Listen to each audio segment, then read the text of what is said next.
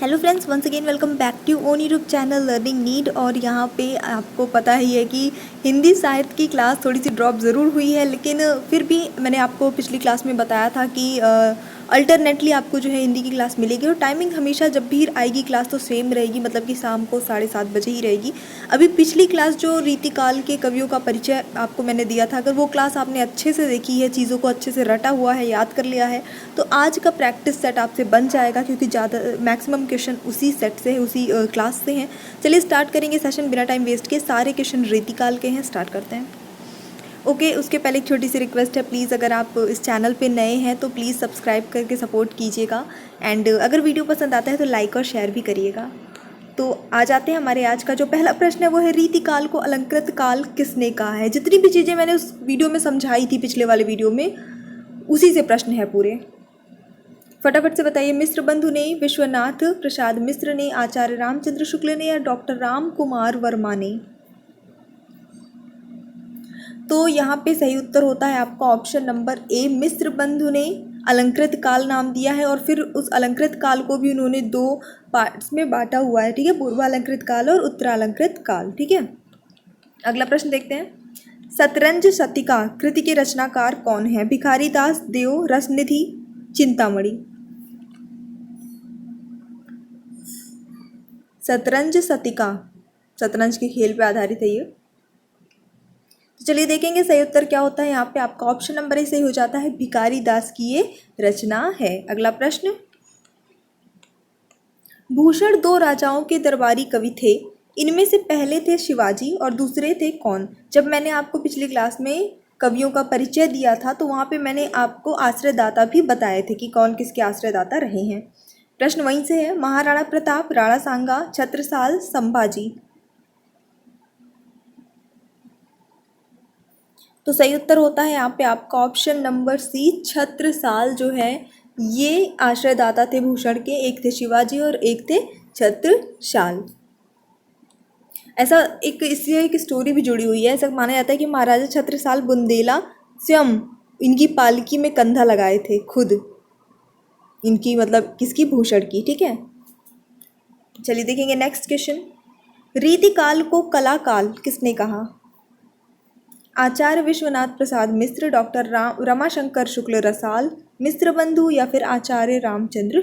तो सही उत्तर होगा इस प्रश्न के लिए आपका option number B, doctor Ramashankar Shukla Rasal. इन्होंने रीतिकाल को कला काल कहा, मिश्र बंधुओं ने अलंकृत काल कहा, ठीक है। और आचार्य विश्वनाथ प्रसाद मिश्र इन्होंने क्या कहा, श्रृंगार काल कहा। तो ये प्रश्न भी आ चुका है, इनसे भी आ चुका है, इस वजह से आपको ये भी याद रखना है। निम्नलिखित में से कौन सी रचना देव की नहीं है। इनका पूरा नाम क्या था, देवदत्त था। जो इनकी रचना नहीं है वो बताना है। कवि कुल, कल्पतरु, भाव विलास, भवानी विलास, अष्टयाम।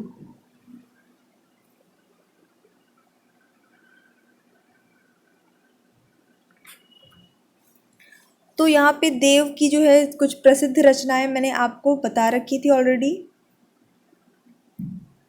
तो सही उत्तर होता है इस प्रश्न के लिए आपका ऑप्शन नंबर ए, कवि कुल कल्प तरु ये देव की रचना नहीं है, ठीक है। बाकी जो है भाव विलास, भवानी विलास, अष्टयाम, कुशल विलास, जाति विलास, प्रेम तरंग, ये सारी रचनाएं इन्हीं की है। कवि कुल कल्प तरु ये जो रचना है वो किसकी है, चिंतामणि की है। सो बढ़ेंगे हमारे अगले प्रश्न की ओर। प्रेम वाटिका किसकी काव्य कृति है। रसखान, नागरीदास, आलम, या भारतेंदु हरिश्चंद्र। बहुत ही प्रसिद्ध है प्रेम वाटिका। तो यहाँ पे देखते हैं सही उत्तर क्या होगा। बिल्कुल आप सभी का सही होगा इसका आंसर, निश्चित रूप से रसखान इसका सही आंसर हो जाता है। ये 53 दोहे हैं इसमें प्रेम वाटिका में, कि ये लघु काव्य कृति है, ठीक है।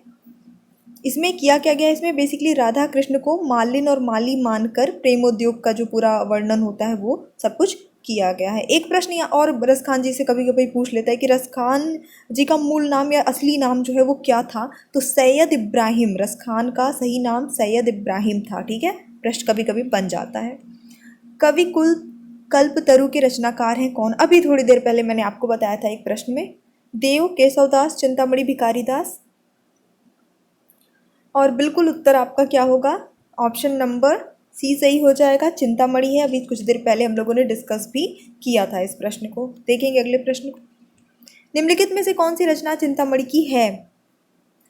घुमा फिरा के ये मतलब कितना प्रसिद्ध है। जब मैं आपको थ्योरी पढ़ा रही थी तब भी मैंने आपको इसको हाईलाइट किया था कि ये वाला आपको बहुत याद रखना है, क्योंकि बहुत बार प्रश्न इससे बने हुए हैं घुमा फिरा के। तो यहाँ पे कोई डाउट नहीं है, आपका ऑप्शन नंबर सी हो जाएगा। ये इनकी रचना है चिंतामणि की। ठीक है, अगला प्रश्न देखेंगे, इसको याद कर लीजिएगा अच्छे से। इनमें से कौन सी रचना केशवदास की नहीं है? रामचंद्रिका, कवि प्रिया, ललित ललाम या रसिक प्रिया, जो ना हो केशवदास की।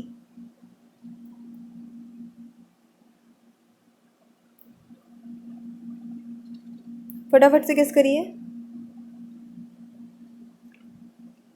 तो चलिए देख लेते हैं सही उत्तर क्या होगा। आपका ऑप्शन नंबर सी हो जाएगा, ललित ललाम। ये इनकी रचना नहीं है। बाकी जो है केशवदास की सारी रचनाएं हैं। रसिक प्रिया हो गया, रामचंद्रिका, कवि प्रिया, ये सब कुछ मैंने आपको नाम वहाँ पे बताए हुए थे। विज्ञान गीता, ये सारे जो है, नक्शिक, छंदमाल, ये सारी रचनाएं जो किसकी हैं? केशवदास की हैं। जबकि ललित ललाम जो रचना है वो किसकी है? मतीराम की है।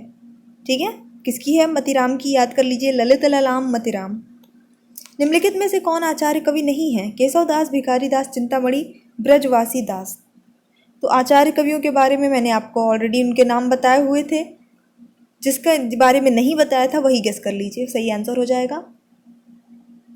बिल्कुल सही उत्तर आपका ऑप्शन नंबर यहाँ पे डी हो जाता है, ब्रजवासी दास। ये नहीं है, बाकी केशवदास, भिखारी दास, चिंतामणि, ये सभी आचार्य कवि रीतिकाल के रहे हैं। ब्रजवासी दास जो है वो बेसिकली प्रबंध काव्यकार के रूप में आते हैं रीतिकाल में, जो अन्य कवि की श्रेणी में आ जाते हैं। बढ़ेंगे हमारे अगले प्रश्न की ओर। निम्नलिखित काव्य कृतियों में से कौन सी कृति प्रबंध काव्य नहीं है? चंडी चरित्र, रामचरित, सुजान चरित, सुजान हित प्रबंध, जो प्रबंध काव्य नहीं है।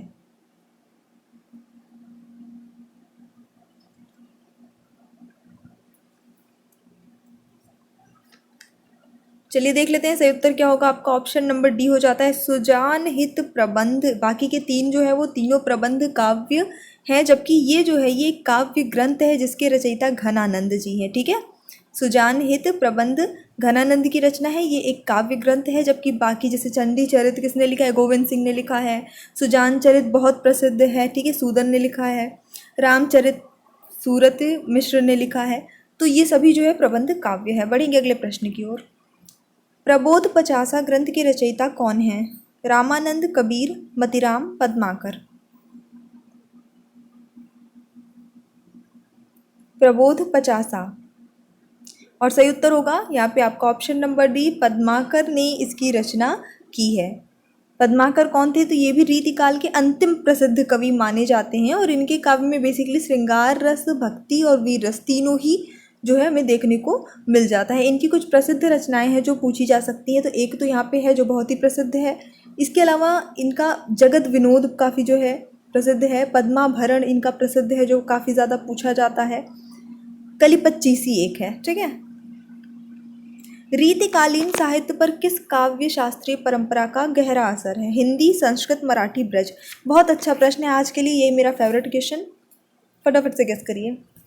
अब यहाँ पे ध्यान दीजिएगा, वैसे तो रीतिकाल में बेसिकली ब्रज भाषा का प्रयोग हुआ है, लेकिन यहाँ काव्य शास्त्रीय परंपरा की बात हो रही है, भाषा की बात यहाँ पे नहीं हो रही है। तो थोड़ा सा आपको इसको ध्यान में रख के आंसर गेस करना है। तो यहाँ पे सही उत्तर आपका ऑप्शन नंबर बी हो जाएगा, संस्कृत। अब कैसे वो थोड़ा सा समझिए। तो संस्कृत साहित्य शास्त्र जो होता है उसमें बेसिकली 5 संप्रदाय होते हैं। क्या क्या? रस, अलंकार, रीति, वक्रोक्ति और ध्वनि।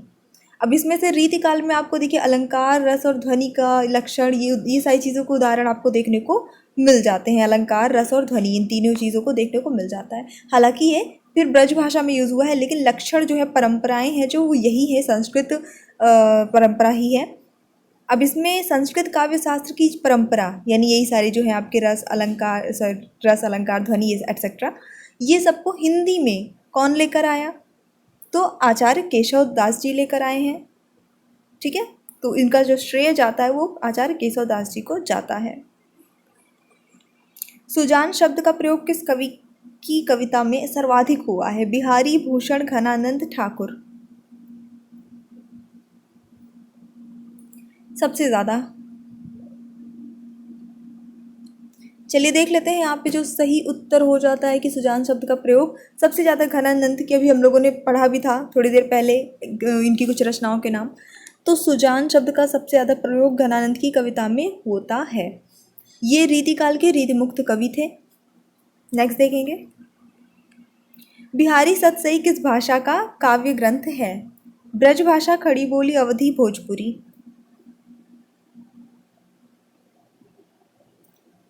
बिहारी द्वारा रचित है ये। तो यहाँ पे सही उत्तर हो जाता है आपका ऑप्शन नंबर ए, ब्रज भाषा। बिल्कुल सही गेस किया आपने, बिहारी सतसई ब्रज भाषा का काव्य ग्रंथ है। बढ़ेंगे अगले प्रश्न की ओर। शिवराज भूषण के रचयिता का मतलब रचयिता कौन है? रचयिता का कवि क्या होता है? ठीक है, रचयिता कौन है या कवि कौन है, ये एक चीज़ हो सकती है। घनानंद, बिहारी, पद्माकर, भूषण। सही उत्तर होगा आपका ऑप्शन नंबर डी, भूषण ने ही इनकी रचना की है, शिवराज भूषण की। ठीक है, कविप्रिया के रचनाकार का नाम बताइए? देव, केशव, पद्माकर, घनानंद। कविप्रिया, और सही उत्तर होगा आपका option number B, Keshav Das ji ने कविप्रिया की रचना की है। रसिक प्रिया की भी इन्होंने ही रचना की है, कविप्रिया की भी इन्होंने रचना की है। अभी हम लोगों ने थोड़ी देर पहले नाम इनकी रचनाओं के लिए थे। देव कवि किस जिले के थे? ये मैंने जब इंट्रो दिया था कवियों का तो यहाँ पे मैंने जन्म स्थान बताया हुआ था, सब जो भी मेन कवि थे जिनका पूछा जा सकता है। मैनपुरी, बनारस, गोरखपुर या इटावा।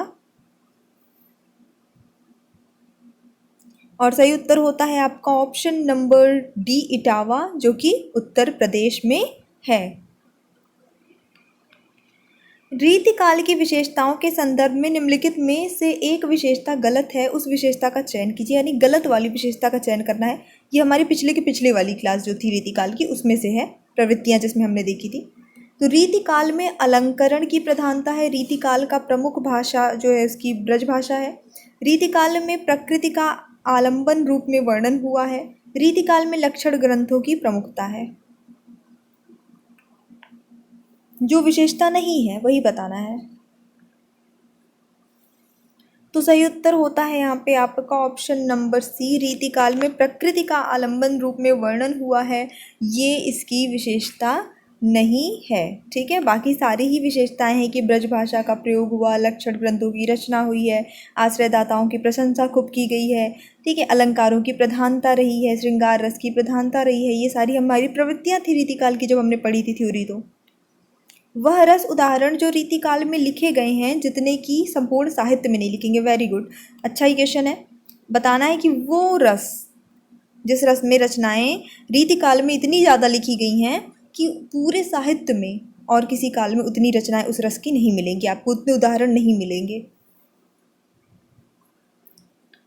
तो यहाँ पे अभी मैंने प्रवृत्तियाँ गिनाई, उसमें बताया भी था कि श्रृंगार रस की प्रधानता ज़्यादा रही है। तो ऑप्शन नंबर डी सही हो जाता है। श्रृंगार रस के उदाहरण जितनी ज़्यादा मात्रा में रीतिकाल में लिखे गए हैं उतने पूरे साहित्य में नहीं लिखे गए। सबसे ज़्यादा रीतिकाल में श्रृंगार रस का प्रयोग किया गया।